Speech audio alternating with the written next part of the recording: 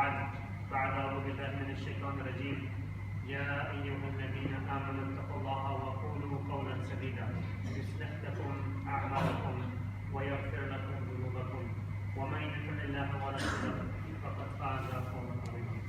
All praise is due to Allah, and after that, all praise is due to Allah. We thank Him, we seek help from Him, we ask guidance in Him, and we seek forgiveness in Him from our own evils and from our own bad deeds. Anyone who has been guided by Allah, they will be guided, and anyone who has been misguided by Allah, you will never find a guardian to guide them. I bear witness that there's no deity worthy of worship except for Allah, the only one, without partner. And I bear witness that Muhammad is his servant and his messenger. This is G4. You know, our world that we live in is a world of knowledge, of science, of math, the stars, the cosmos. But we have to ask ourselves sometimes how little we study all the things that are around us, and yet how much we study ourselves. How little we know about our own selves. You know, what it is to be part of this cosmos as human beings. What does Allah subhanahu wa ta'ala ask us to do? What is our responsibility in the universe as human beings? And we don't like to, a lot of times, look within ourselves. And we would rather look outside for the beauty that's around us. And the reason is because if we begin to look within ourselves, we might not like what we see. We might not like what we see, and that's why it's a lot easier for us to be able to look outward, whether it be for beauty or for ugliness. For both of those things, we tend to always look outside rather than looking inside.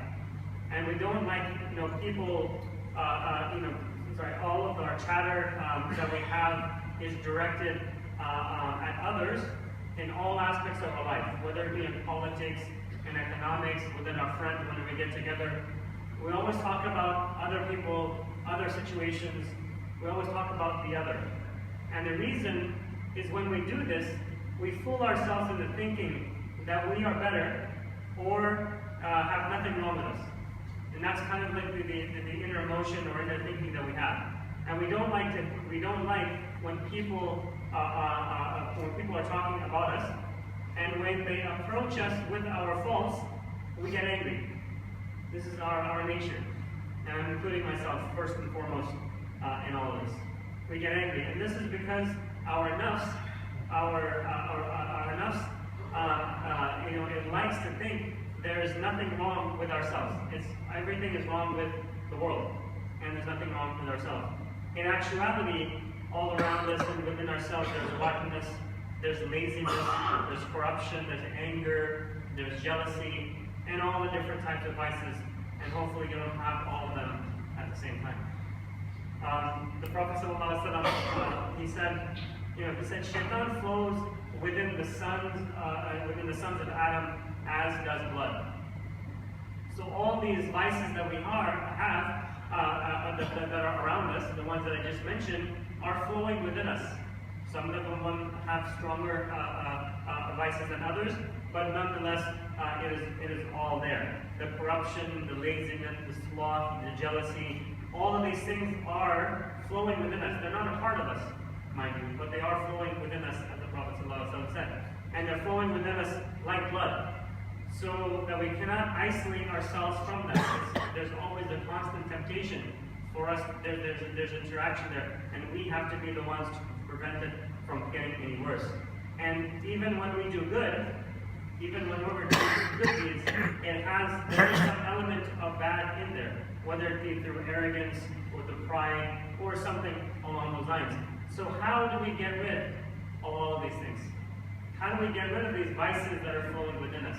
So the hadith goes on, and the Prophet ﷺ says, so narrow your passageways with hunger. So narrow your passageways with hunger, right?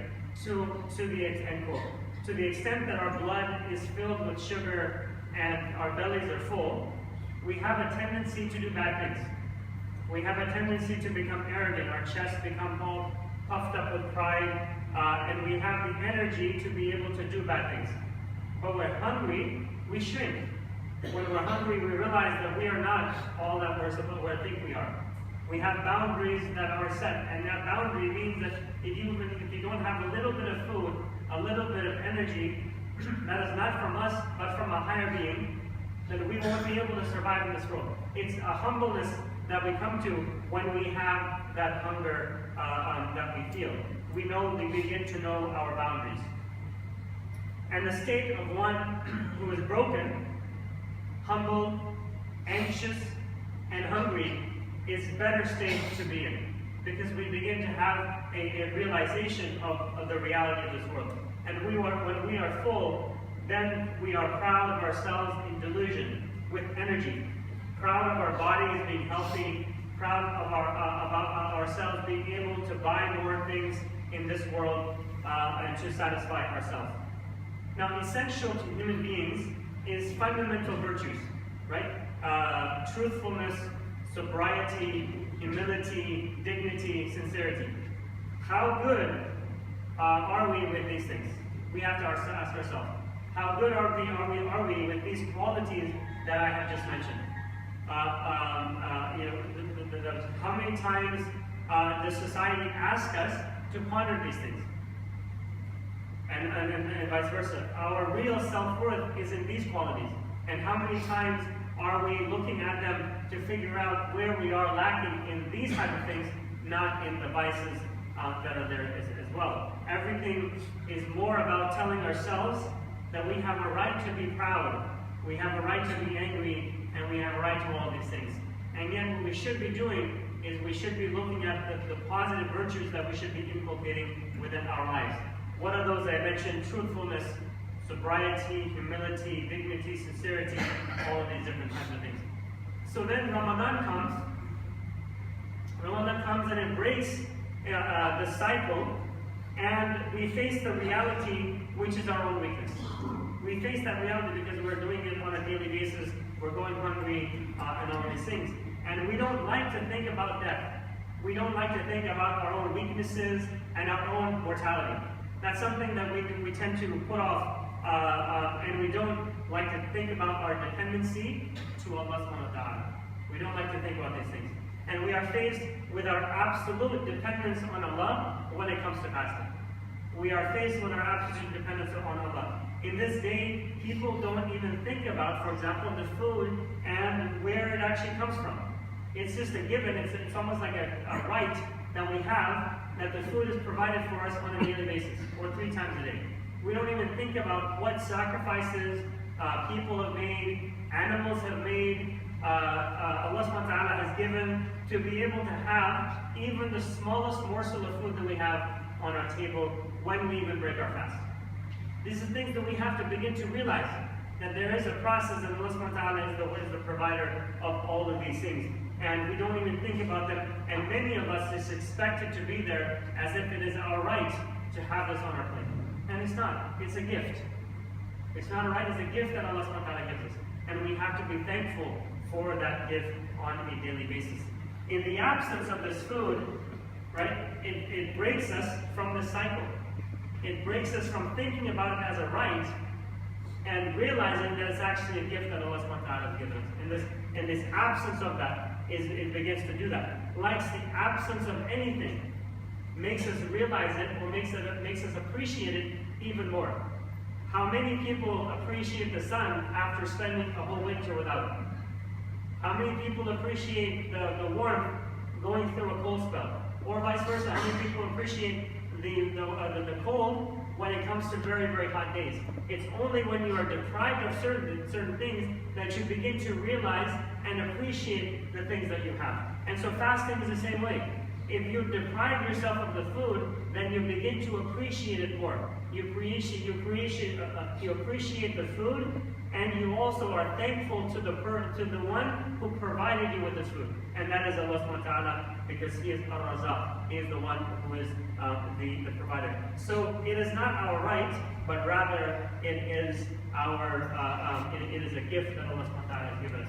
The Prophet sallallahu alaihi wasallam, he said, إِذَا دَخَلَ شَهْرُ رَمَضَانَ, is that when Ramadan enters,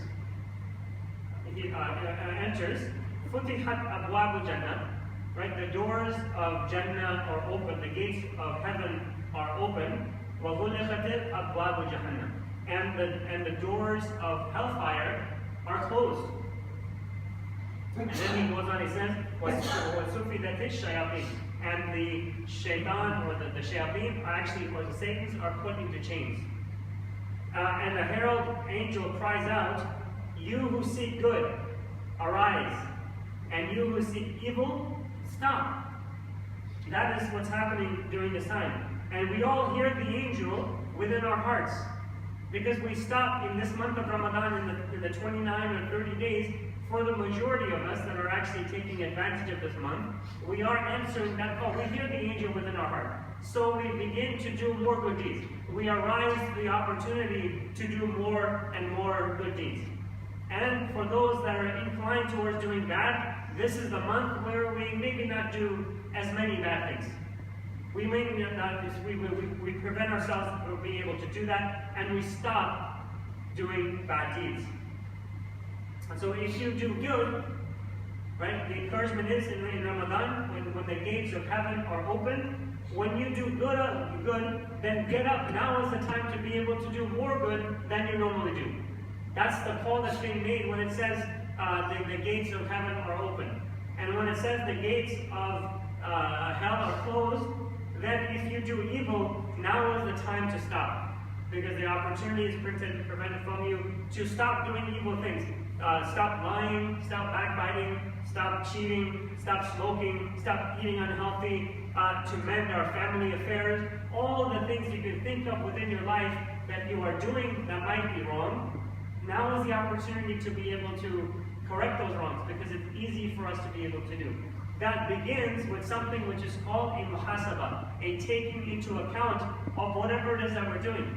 And that is something that you cannot do with all of the things that are going around us in this world, right? Whether it be on television, the restaurants, the masajid, all these things. What you have to do is you have to basically seclude yourself at night and think about what are the things that you are doing that are right, and how do you improve upon them? How do you increase them? How do you make them better?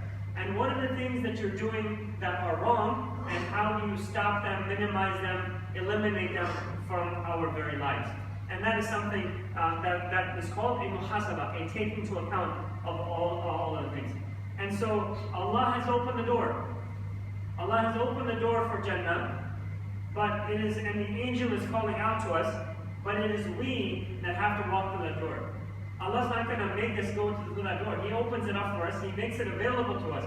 But we have to be the ones to decide that we are going to walk through that door of Jannah, or we're going to close it, open the door of hellfire, and go into it as well. This is upon us to be able to do. And so before it is too late, we have to be able to do this. Because many, as I mentioned in my previous khutbahs, many who are fasting last year are not able to do it this year. And many who are praying Tarawih this year will not be around to pray Tarawih next year. This is a reality of the world that we live in, a reality that Allah subhanahu wa ta'ala has actually created for us. So we've been given acts of worship, to realize this reality. Right? The regular cycles that we have are cycles of a passage of time. The 5 daily prayers mark a movement that's happening. The 5 daily prayers, and the Hajj that we perform once in a lifetime. All the signs are these kind of passages through time that we have, because when we do them, we realize the time is moving on, and every step that we take, every second that goes by is a second towards our final end in this life. So Ramadan is no different, right? We should do all of these things as if they were going to be the last time that we did them. When we fast, we should fast. What is the fast of an average person? It's the fasting from the abstaining of the food and the drink. Right? What is the fast of a better person than that? The one who actually sees no evil, hears no evil, and does no evil. His limbs are something that are fasting as well. He's preventing himself from doing something that's wrong. And what is the ultimate fast? Is the fasting of the heart. is that even the slightest of inclination that you get, a slightest whispering that you get of doing something wrong, you shut it away, you close it up, and you say never again. And you move on with the entire fast. So the Ramadan, for the majority of us, is a time of festivity, is a time of community, is a time of family, and it is also, however, and then we have to remember this, it is also a time of individuality. You have to be selfish sometimes in Ramadan, because at the end of the day, when you're standing before Allah subhanahu wa ta'ala, that community is not going to be able to help you, that family is not going to be able to help you, that festivity is not going to be able to help you. So we have to, at certain times, be very, very individual. All other acts are public, right? All other acts that we have in Islam are usually public. When you say the Shahada, it's an open oath that you're making and everybody realizes that you're doing it. The Iqamah of Salah is in the Masajid, so everybody knows that you're praying. The Hajj obviously is something that's public. You're doing it with 2 million people. And then you're telling all the other million people in Malaysia that you're going. So it's a public act. And even the zakat is public because people know. I mean, the government, in the Islamic State, the government actually knows and is taxing you for the wealth that you have. But Ramadan, the fasting, is something that you can be fasting as a person and not one person would know. And even actually, in fact, even in Ramadan, you could not be fasting here and I wouldn't know the difference. Even people here today could not be fasting and nobody would know that they either are or are not fasting. We're just assuming that because it's Ramadan and because all of us are good Muslims, that we're fasting, but that's not necessarily the case. This is something between us and Allah subhanahu wa ta'ala. In the Hadith Qudsi, that's why Allah subhanahu wa ta'ala says, He said, As-siyamu li. Right? As-siyamu li. Fasting is mine. This is Allah subhanahu wa ta'ala speaking in the Hadith Qudsi. He says, fasting is mine. And we have to ask ourselves, what does this mean? What does it mean that Allah subhanahu wa ta'ala is saying that fasting is His? What does that really mean? Everything belongs to Allah. Allah subhanahu wa ta'ala says, لَهُ مَا فِي السَّمَاوَاتِ وَالْأَرْضِ. That everything that to Allah belongs, whatever is in the heavens and whatever is on the earth. So if He says that fasting is for me, what does that mean? Why is He isolating or making fasting special when everything in the heavens and the earth belong to Allah subhanahu wa ta'ala? Why is that? And we have to ask ourselves this question. And so every good deed that we have, as we know, in Ramadan or otherwise, is something that's multiplied, sometimes 10 times, all the way up to 700 times these good deeds are multiplied. And Allah subhanahu wa ta'ala accepts them. Illa siyam. The Hadith Qudsi goes, Illa siyam. Innahu li wa ana ajara. Right? Innahu li. Except for fasting, for it is mine. Wa ana ajara. And I am the one that's going to reward it. Meaning that there's no set amount of reward that Allah subhanahu wa ta'ala says the fasting is going to give you. That is something between Him, Allah subhanahu wa ta'ala, and you. And it could be an unlimited amount because it's something that you're doing only for the Creator. And so your regular activities that you have are important for you to keep going. The community iftars, the family iftars that we have, the Tarawih prayers that we do are very, very important.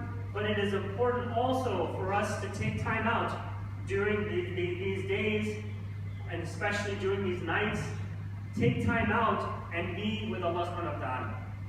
Take yourself out of this festivity, take yourself out of the community, and just spend some quality time between you and Allah subhanahu wa ta'ala. And when you do that, you will begin to be able to get closer to Him. You will begin to be able to have time to realize what mistakes you're doing, so you can stay away from them, and what good deeds that you're doing, so that you can move towards them and do them even more. In contemplation, right, we move towards Allah subhanahu wa ta'ala. This is the time. How do you be with Allah subhanahu wa ta'ala? You be with Him in contemplation, in dhikr, in remembrance of Him, in salah, in prayer. Take time to reflect on your own life and how you can make it better, how you can make your own life better, how you can become closer to Allah subhanahu wa ta'ala. This is the beginning, or this is the actual meaning when Allah subhanahu wa ta'ala says in the Quran that, O mankind, fasting has been prescribed for you as it was prescribed for those before you, so that you may learn taqwa, God consciousness. What does that mean? this is what it means. When we are able to take time out for ourselves, to meet, to contemplate, to make dhikr, to pray, to make dua, all of these things, that is what Allah subhanahu wa ta'ala is meaning when He says, لَعَلَّكُمْ تَتَّقُونَ, so that you have God consciousness. Oh Allah, we ask you to accept our deeds during this blessed month, our fasting, our remembrance, our prayers, our zakat, our sadaqah, our supplication, and all the good deeds that you do, that we do, oh Allah, please accept them from us. Oh Allah, make this month for us filled with mercy, with forgiveness, with blessings, and with acceptance. Oh Allah, you are the forgiver, you love to forgive, so forgive us. أقول قولي هذا واستغفر لكم واستغفر.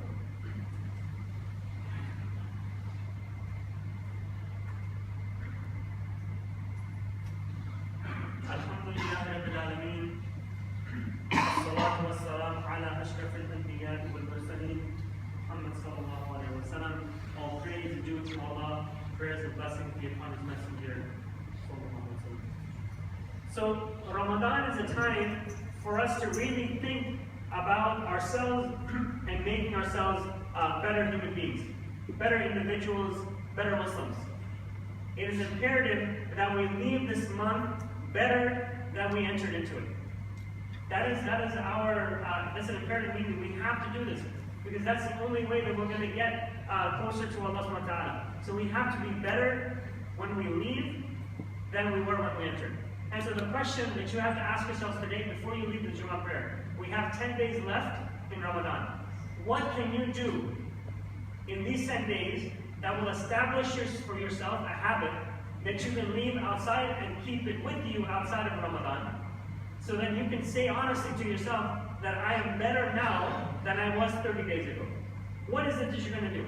And it doesn't have to be a lot.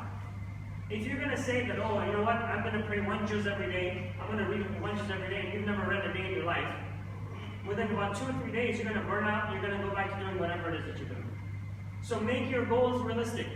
Make your goals measurable. Make them incremental so that you can actually achieve them. What does that mean? Maybe it means that in your sujood that you're making, in the prostration that you're making, you just make one more dhikr of Allah. One more, that's it, that's all you need to do. Maybe you recite one more dua after you finish your salah. It could be as simple as after you finish your salah, you say Assalamu alaikum wa rahmatullah. You don't get up and just walk away. Just spend 1 second in contemplation of Allah subhanahu wa ta'ala. That 1 second that you perform, it might be something that's accepted from you. And if it is accepted, then you will be a better person now than you were even a second ago. That's the type of thing that we have to cover. But time, as I mentioned, is running out. Right? Time is running out. How many times have you, I've been in conversation so many times in the past 2 or 3 days, where somebody has told me, wow, this is going by so fast. Ramadan, it's already been the 19 days have already passed in Ramadan. Where is the time going? And so before we know it, it'll all be over. And so don't let that happen to you. We are now in the last 10 nights of Ramadan, we're in less than 10 days. The last third, which is, as I mentioned last week, the 10 days are for the emancipation from the fire. As the beginning was of the first 10 was for mercy, and the middle 10 was forgiveness. Now it is about emancipation from the fire, meaning freeing ourselves from Jahannam. But how do we take advantage of these last 10 days, and how do we achieve this emancipation from the fire?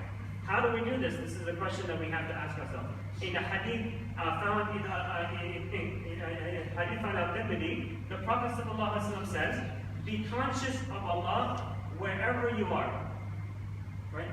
How do we gain this emancipation from the fire? Be conscious of Allah wherever you are, in secret, in public, wherever you are. Be conscious of Allah subhanahu wa ta'ala. Follow the bad deed with a good one to erase it. Follow a bad deed with a good one so that you can erase the bad deed. Okay? And the last one that the Prophet ﷺ mentioned, he said, engage others with beautiful character. If you're God conscious, if you follow up a good deed with a bad one, and you are beautiful character with other people, I mean, what more do you need? I mean, subhanAllah, this is a very, very simple religion. Very easy for us to get into Jannah, and yet majority of mankind is unaware. Majority of mankind is not able to do this, even though it's so simple. So keep doing the good deeds and rejoice in knowing that Allah will accept our deeds from us. But these coming nights and also the blessed are also blessed, because it is in these last 10 nights that we have ahead of us right now, that we have one night that is going to be better than 1,000 months. It's going to be better than 1,000 months. 1,000 months, for those of you who want to contextualize it, is 84 years. One night equaling 84 years. If I told you that if for every $1 that you give me, I can give you $1,000 back, who would not take that bargain? Who would not take that trade? And so the same way, this one night that we have in these last 10 nights, that Allah subhanahu wa ta'ala says if you are able to witness them, it will be the reward of 1,000 months. Now, majority of the people say it's the 27th night. Right? However, my plea to you is don't gamble with 1 out of 10. Because the Prophet ﷺ has also said that it could be the 21, 23, 25, 27, and 29. So, try it. How do you take advantage of it as much as possible? Is you consider that Laylatul Qadr is going to be every single odd night of this month. And you spend in earnestness in that night contemplating, making dhikr, making salah, reading Quran, every single one of those nights. Why? Because if you do it only on the 27th, and I know majority of the world will do this, if you do it only on the 27th night, what if it's not on the 27th? What if Laylatul Qadr came on the 25th? You just missed out. And yet if you do it all of those nights, then you know with certainty that not only have you witnessed it, but also that Allah subhanahu wa ta'ala is going to accept it from us. This is a promise that Allah subhanahu wa ta'ala makes. When you ask Him, He will answer. And so, again, I urge you, and myself, because it takes a lot, right? It'll take energy, because in a while now we're deprived of food, all of these different things. It's going to take a lot. We're deprived of sleep because we're praying later in Tarawih, all of these things. It's going to take a lot for us to muster up that energy. But just like as I mentioned last week, Ramadan is like a marathon. We have that end in sight. We can see it. What we're going to do now is we're going to be mustering up all the energy that we can. Get that adrenaline going inside of your body to be able to push through till the end. And when we do that, when we cross that finish line, and we've done it with sincerity, we've done it with energy, we've done it with humility, we know that we're going to be the ones that are crossing that finish line winners. We know, because Allah subhanahu wa ta'ala has mentioned He's going to answer and accept from us whatever deeds that we do. رَبَّنَا تَقَبَّلْ مِنَّا إِنَّكَ أَنْتَ السَّمِيعُ الْعَلِيمُ. That Allah accept our deeds from us, because You are the one who is the all-hearer. And since it only happens once per year, make the intention today, right now, to take full advantage of this Laylatul Qadr by spending all of the odd nights in remembrance of Allah subhanahu wa ta'ala. In remembering, in ibadah, in worship of Allah subhanahu wa ta'ala. Reading Quran, as I mentioned, praying, making dua, these are the things. And one last thing that I wanted to mention, how do you get yourself to do that? Right? One way is don't go to sleep. But for most of us, that's not practical because we have work the next morning. So a simple piece of advice, don't eat too much. Don't eat fried food, and don't eat heavy food. If you do that, your natural tendency after Tarawih is going to be to go to sleep. If you eat little, that hunger that's inside of your stomach will keep you awake. If you haven't tried it, I guarantee it'll happen. Just try it one day, on one of the odd nights, ideally the beginning one so you realize it and then you do the rest of them, right? You try that. Just don't eat as much as you normally do. Eat a little bit less and eat healthy. Don't eat any fried food because it's going to be heavy on your stomach. Eat less carbs because again it's going to be heavy on your stomach. Anything heavy that you take will put you to sleep. And our goal in this month is to be able, in this last 10 days, is not to do that. And if you have to, drink as much coffee as you want.